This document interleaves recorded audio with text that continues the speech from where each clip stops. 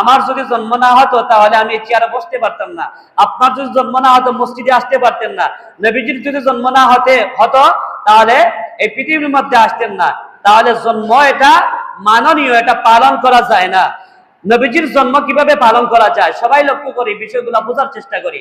রাহমাতুল লিল আলামিন যেই দিন জন্ম হয়েছে, এই দিন পৃথিবীর মধ্যে পারস্য সম্রাটের মধ্যে যে 50,000 বছর ধরে একটা আগুন প্রচলিত হয়েছিল, পৃথিবীর কোন শক্তি এই আগুনকে নিবানোর কোনো ক্ষমতা না রাখে নাই, পারে নাই। কিন্তু রাহমাতুল লিল আলামিন যেই দিনে এই পৃথিবীর বুকে আগমন করেছেন, সাথে সাথে ওই আগুন নিভে গেছে। বলুন না আলহামদুলিল্লাহ, আগুন নিভে গেছে।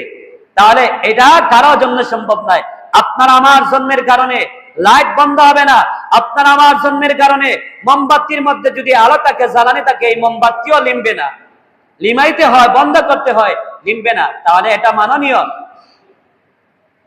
এটা পালনীয় নয়, এটা পালন করা যায় না।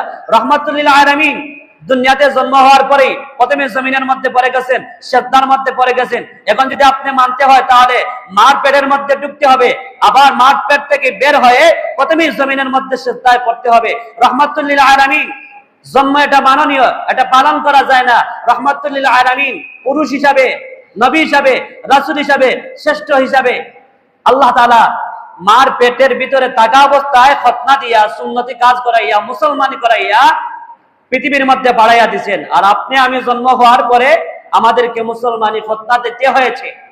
এজন্য এটা মাননীয়, এটা পালন করা যায় না। কিন্তু রাহমাতুল লিল আলামিন জীবনে কি বলেছেন, কি করেছেন, কিভাবে চলেছেন, কিভাবে বলেছেন, কাজকর্ম, লেনদেন, উঠা বসা, মুআমালাত, মুআশারাত, বাজার হাট ঘাট, বিবাহ শাদী, এইগুলা হলো সিরাতুন নবী, এগুলা হলো পালনীয়। এগুলা আপনি আমি পালন করতে পারি।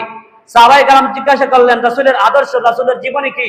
তখন বলা হলো রাসূলের আদর্শ, রাসূলের জীবন হলো 30 পারা কোরআন। বলুন না আলহামদুলিল্লাহ। রাসূলের জীবনী কি? 30 পারা কোরআন। 30 পারা কোরআন হলো রাসূলের আদর্শ জীবন।